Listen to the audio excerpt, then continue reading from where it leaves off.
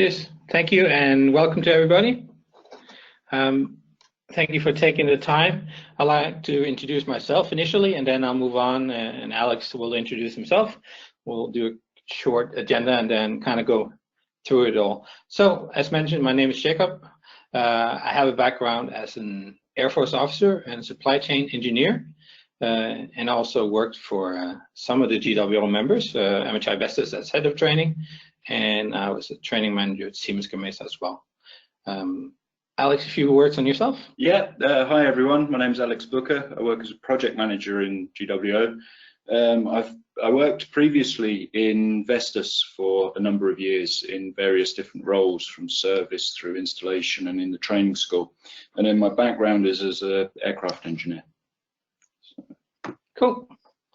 Well, what we're going to go through today, as Ralph mentioned, is new releases. So first, we're just going to do a few details on how we actually release and what we focus on. And then we'll go through the basic safety training version 13, focusing on the manual handling and working at height and Slinger Signaller. And after that, questions. Good. So when dealing with new releases, we have a release cycle. And in short, every 6 months, we are ready and good to go to release.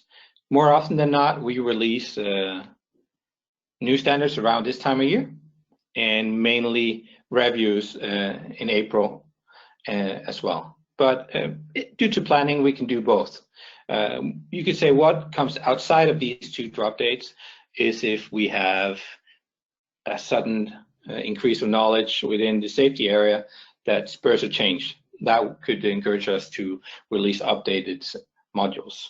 But as a general rule, the planned ones will be in these two periods. Just really fast, what you're looking at now is the review plan, which is a bunch of modules and boxes, etc. I won't go into detail. It's just to show that we have a clear plan until 2023, where we review our modules. As a general rule, training standards that's been released a year before it gets reviewed for the first time, and after that we go into a 2-year cycle.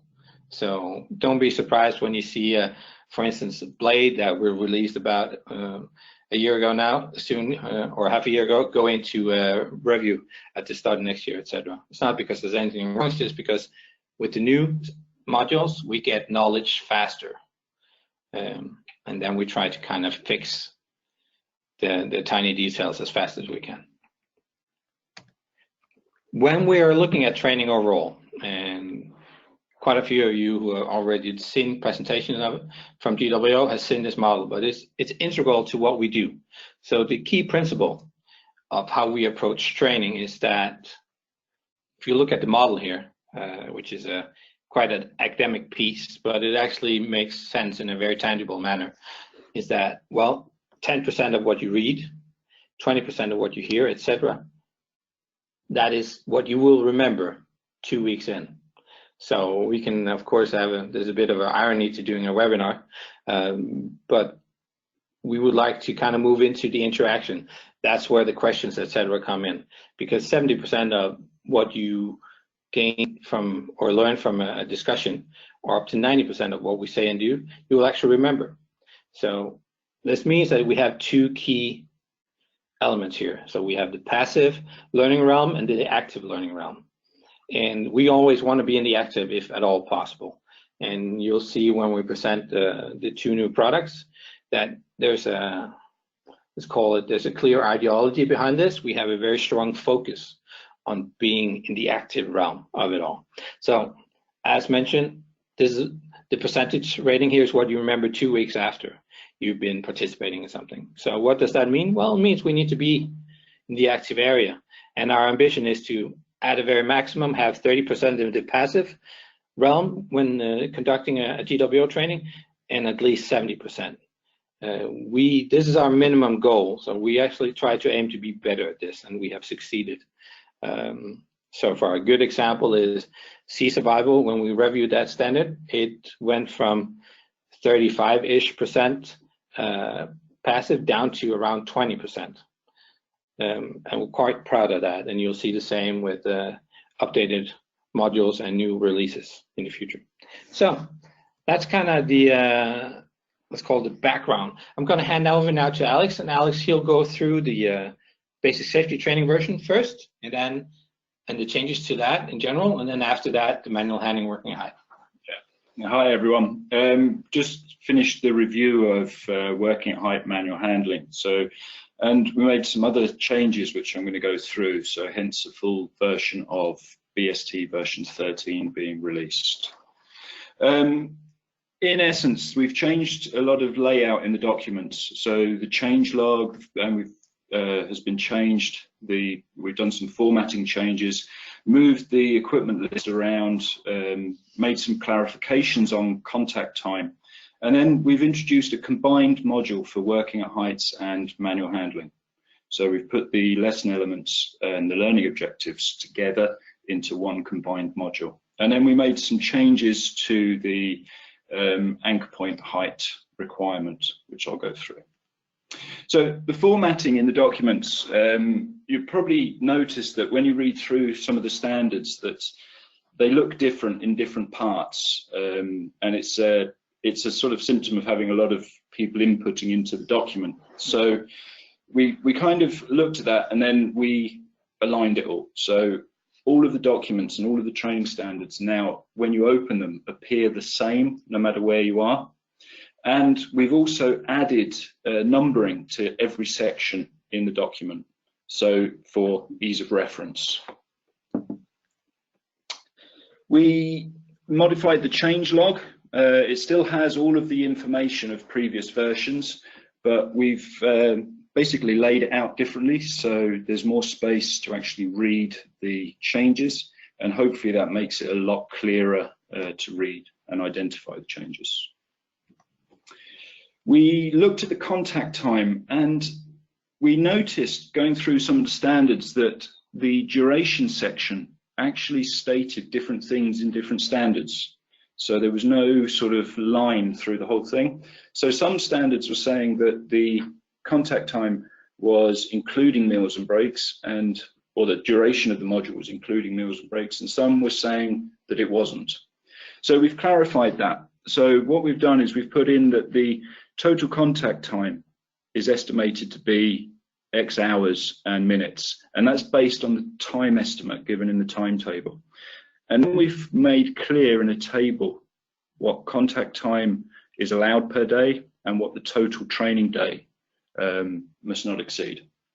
So, and then we've added some clarification to state that contact time is the delivery of the course contents and the practical exercises, and then activities that are directly related to those. So things like full working at heights, putting on full protection equipment and things like that. And then the total training day is the contact time, the meals and breaks, and then travel between the training sites. So a total of 8 hours contact time per day and a total training day of 10 hours.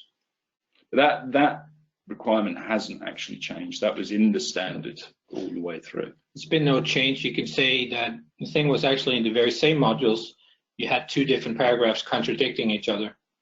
And I think that's really important to highlight, that there was a contradiction between the first part of the duration element and the third part, as far as I remember. Yes. So there's no real change to this, there's just a clarification. Yeah, thank you, Jakob. The equipment lists have also been changed.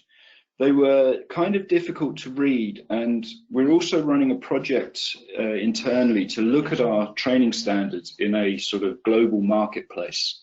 And one of the things that the equipment list did was scream Europe at the rest of the world. So what we've done is moved the equipment list to the annex, to Annex 3 in all of the standards. And we've started to introduce tables with country-specific requirements for equipment where requirements apply.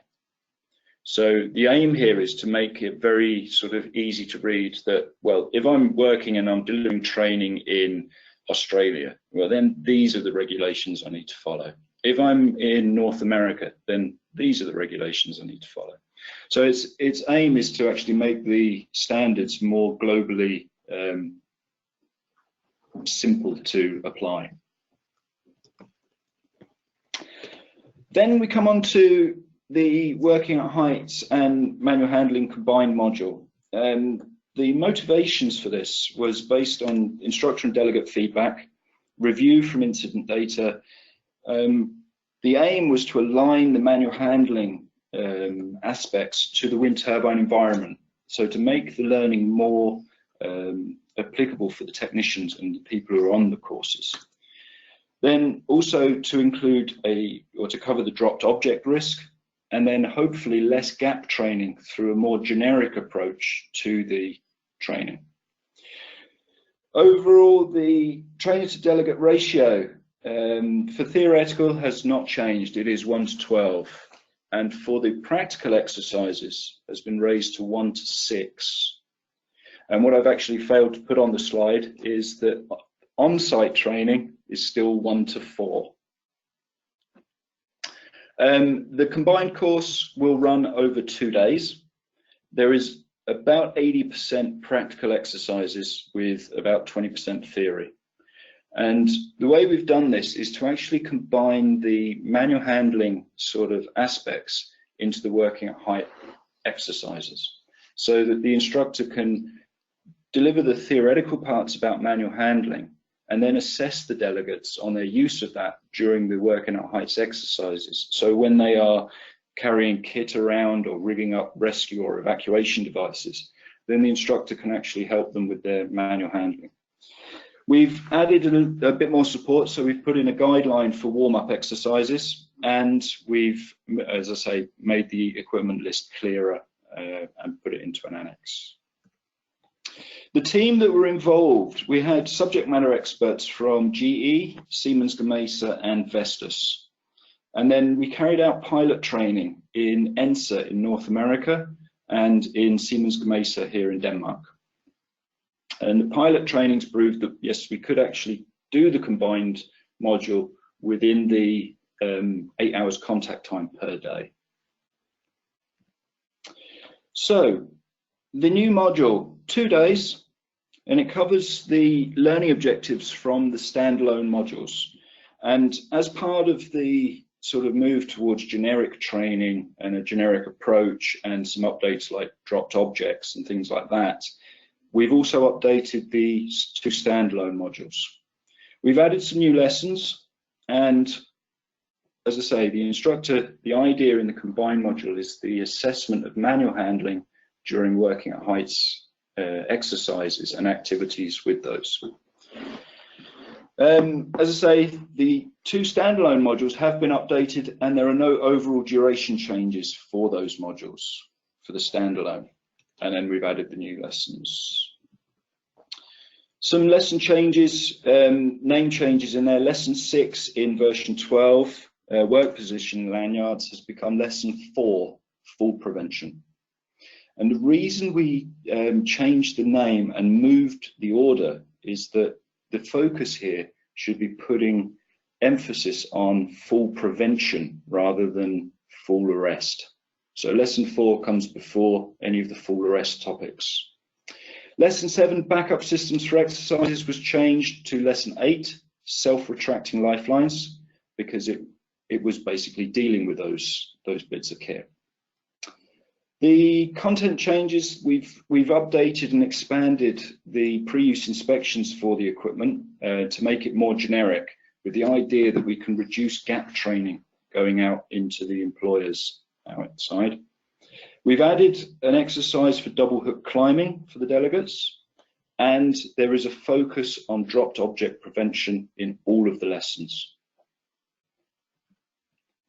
We've added some new lessons. Lesson 7, dropped objects, and then lessons 9 and 15, measures to prevent injury during training. And the focus here is to get the delegates to perform some simple warm-up exercises before they start doing the working at heights and manual handling exercises, so that the idea being that we prevent injuries by having their muscles warmed up before those. And then in there is also things like body checks and putting kit on and things like that. And then we've added lesson 14, rescue devices and rigging setup, with a bit more clarity on actually setting up the devices. Manual handling, lesson 2 was legislation. It was combined, so we've added behavioural safety into that lesson. It was a separate lesson, so we've added the two together and just changed the time a little bit. Lesson 5, tile principle and assessing aggravating factors. Well, the lesson here was actually about planning manual handling. So the lesson title was changed to make that clear, and it was brought ahead in the order. And then lesson 7, lifting techniques and scenario-based training. Well, the focus of manual handling shouldn't just be on lifting stuff.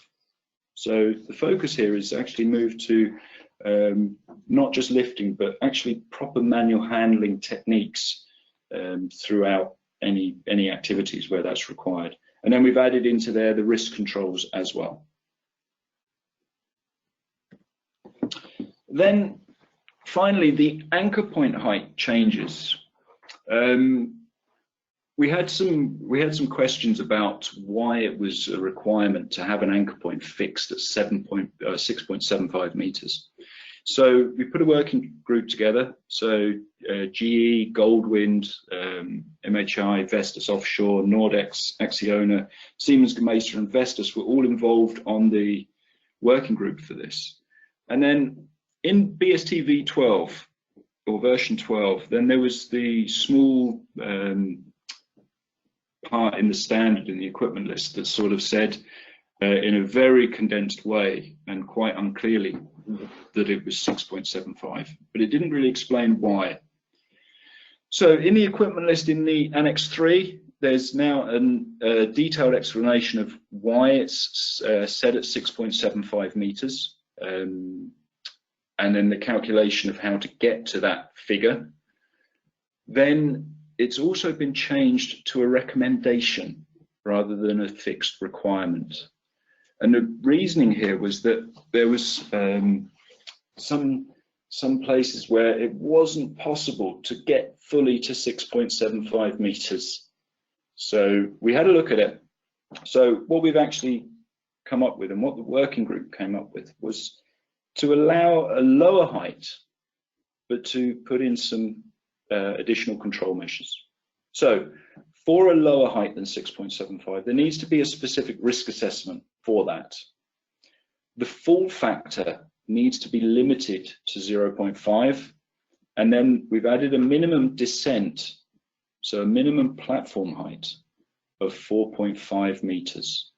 And the minimum descent is to allow the delegates to actually get the experience of using the descent equipment and building their confidence in it, that it will actually descend at a controlled rate.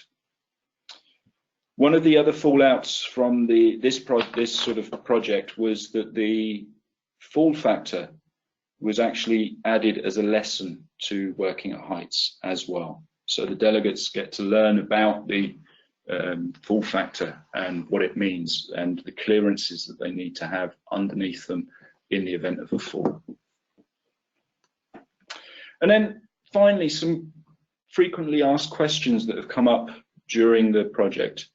Is there a refresher? Yes. BSTR version 10 actually went live at the same time as BST version 13, and that has also been updated with the changes that I've just described. Can the lesson elements be moved around? Yes, as long as the safety of the delegates is ensured. So the delegates, the course has to teach the sort of safety parts before the delegates are let loose. The things that are needed to run the module, Annex 3 lists all of the equipment. The contact time, just to be clear, is the delivery of the lessons and exercises, and it does not include meals and breaks. The window code, well, the delegates will still receive a working at heights training record and a manual handling training record for the combined module. Can the theory elements be put into practical? Yes. and again, as long as the safety of the delegates is ensured. And then, do the change the anchor point height apply to the advanced rescue training? Yes, it does. So thank you for listening, and I'll hand over to Jakob. Cool. Brilliant. All right. So what I'll talk a bit about is the fresh release of Slinger Signaller. And I think it's quite important first to kind of go over, let's see if I can do this. No, I can't do that. Put it back here. Is why we did this. And it's really important just to kind of look at the motivation for it.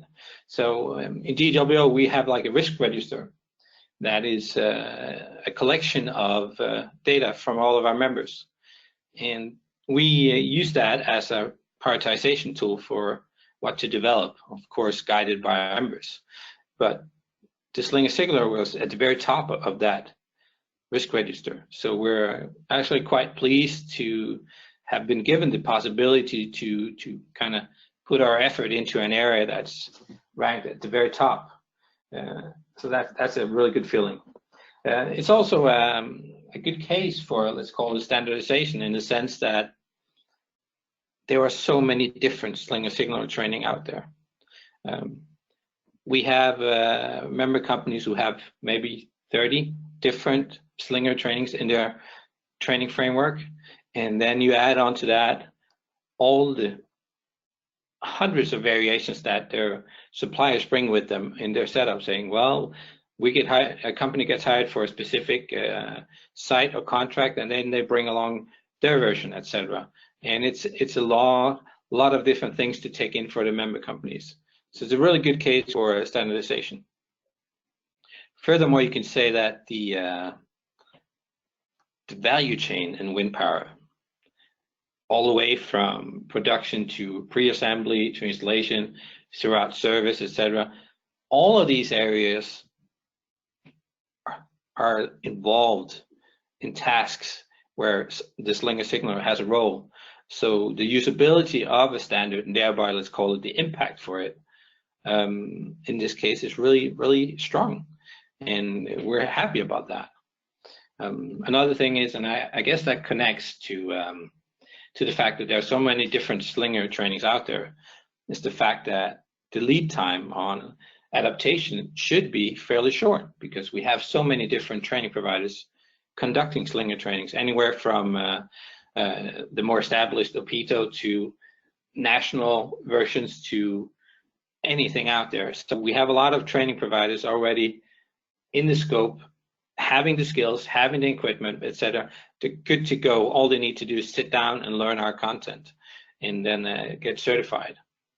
I think that's a bit out of scope for GWO, but we still value is the fact that when we can deliver a product that has cross-industry utilization, we're actually quite happy about that fact. So hopefully we'll have member companies who use this training that also deals with other areas and other industries where they then can move their workforce in a flexible manner, already having the skill set needed.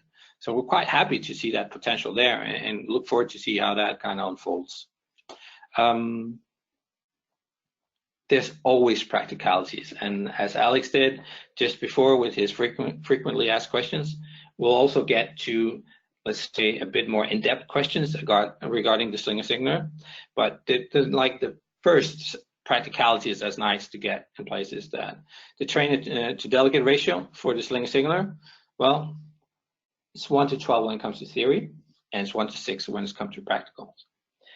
It is important to mention that throughout the execution of this training, the instructor cannot man the crane and operate the crane while also being part of the instructor to delegate ratio, because that is quite simply not feasible from a safety point, and that is stated in the standard.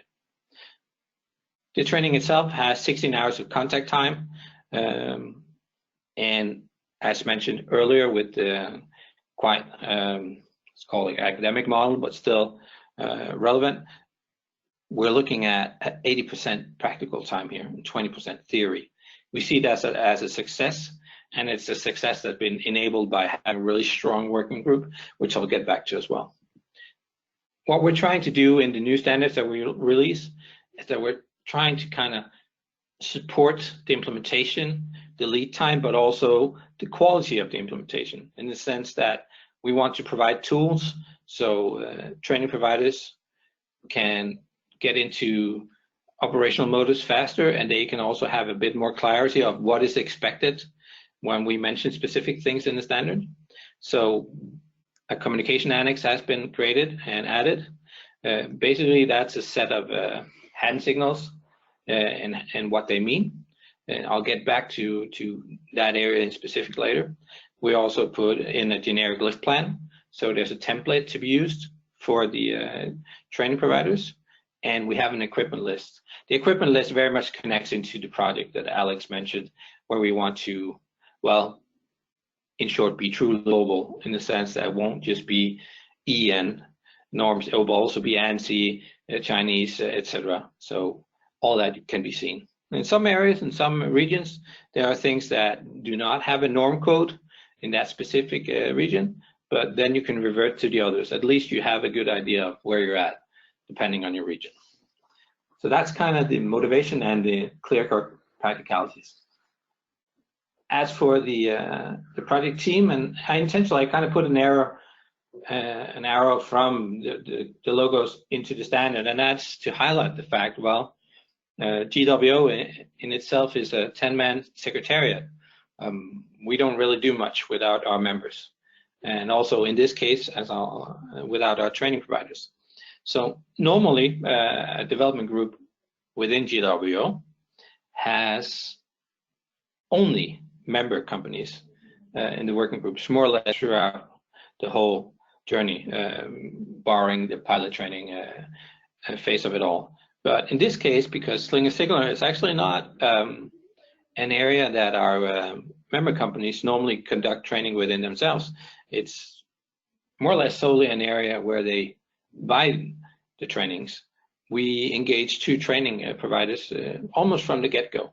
So quite happy that MERS Training and Rely on New Tech has been part of this working group throughout most of the way. And we also had a really good collaboration with Equinor, Enercon, and MHI Vestas on this. And it's clear that you see this used in all aspects, but some of the companies who has a really strong profile within this area are offshore or has staff that's worked within oil and gas, etc. But it's been a really good group, and we're happy with it, and quite humbled by all the help that we got. So the training itself is split into 3 key elements. I won't kind of go into all the details on it because there's a lot of, let's call it, learning objectives. I just want to kind of highlight the principles behind it.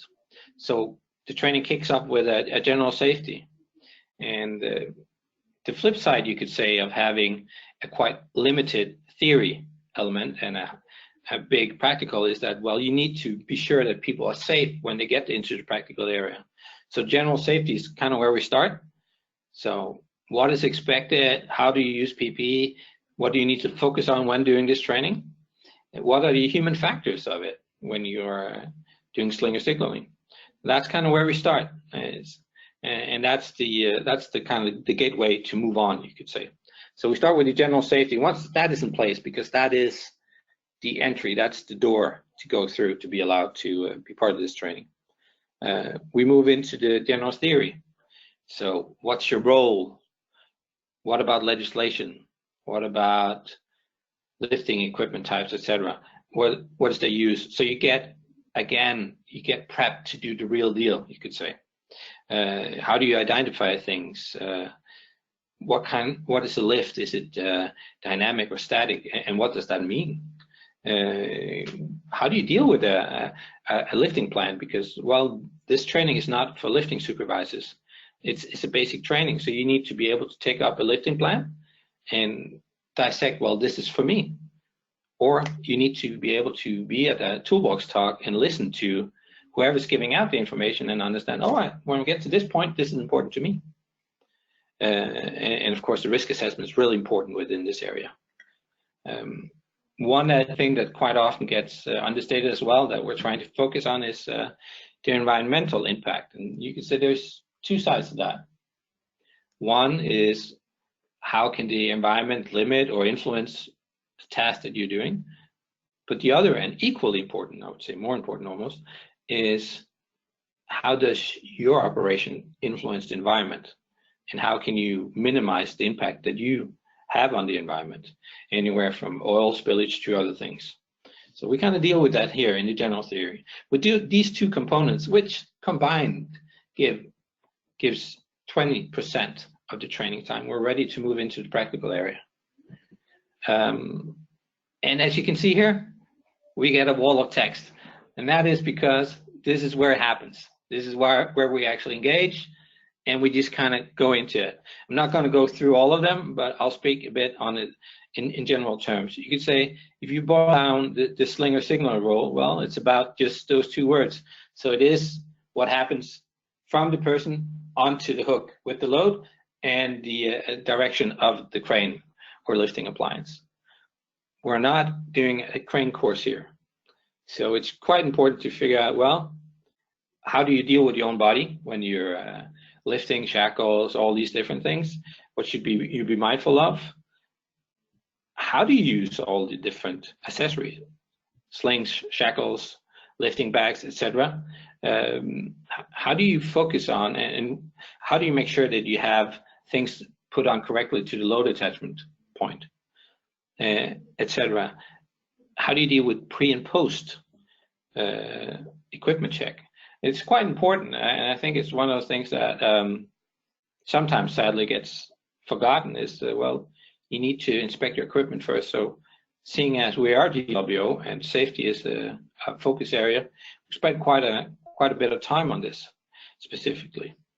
And then it just kind of goes throughout. You could say we spent the majority of time on doing different lifts, and everybody gets walked through that, spending time in the equipment loft, etc., also to look at the hooks and so on.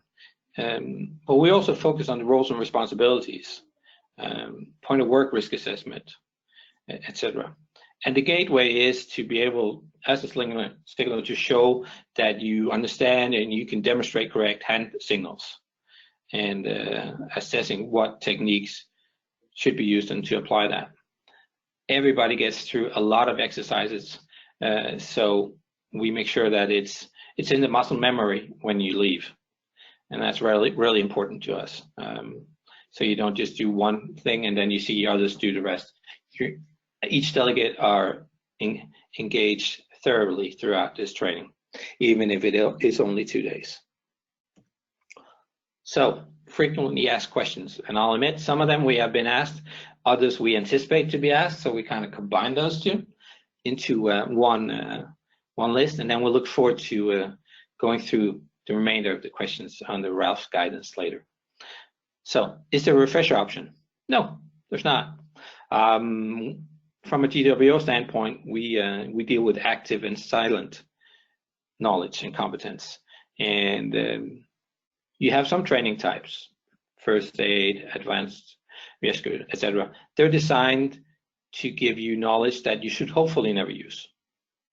Therefore, there's a refresher. In this case, we expect that most who take this training and go out, they'll use it on a daily basis almost.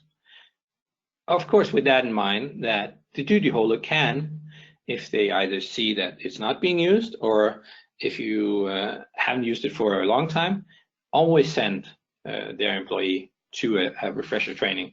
But we have not put up a refresher per se based on the logic before. Is training mandatory?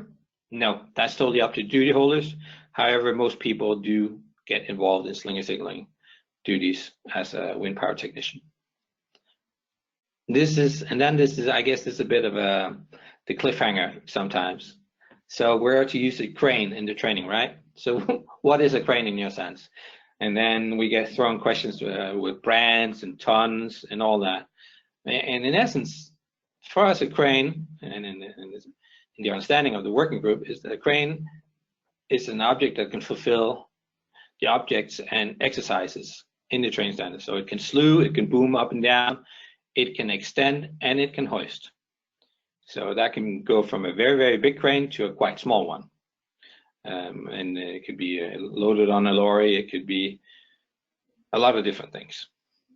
There's an annex with the signals package. Is it mandatory to use that?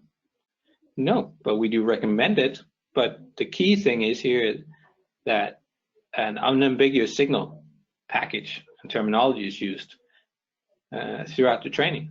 So if there's a specific reason from the company or the region, sure, feel free to do that. We provided this, so there is a clarity about signals. But it could be that there's a specific recommendation in the US. Well, actually, the package is from North America, but it could be Norway or other places. By all means, feel free to use that.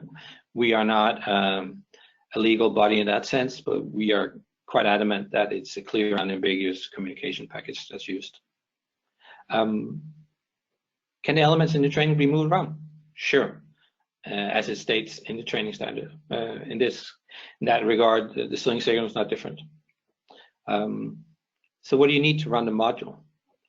Well, lots of accessories, slings, etc., and of course a crane, but things that are fairly basic in the wind industry. So we expect a lot of training providers to be capable of this. We're live now, so it's version 1, not 13, as Alex's product, but it's equally live and it has been put on the website. It has actually been on the website and in public hearing for 3 months almost now, I think. So it's out there. How to get qualified? Well, go find an auditor. Get ready. There's a winner code, SLS. That's also in the standard. Do we need a lift plan for each scenario in the training? Yeah. The goal of the standard is that everybody understands how to deal with a lift plan and to read it and to manage the risks and roles and responsibilities.